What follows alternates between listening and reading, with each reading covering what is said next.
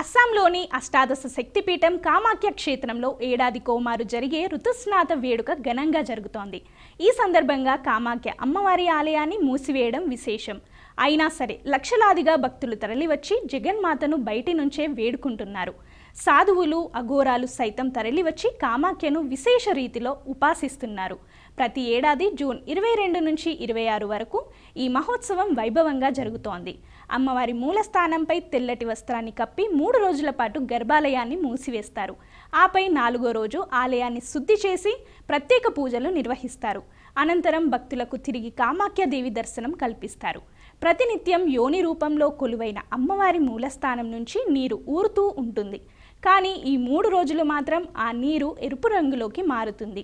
అంబుబాచి మేళాగా వ్యవహరించే ఈ కార్యక్రమం అనంతరం ఎరుపెక్కిన వస్త్రప్రసాదాన్ని భక్తులకు పంచుతారు అర్చకులు.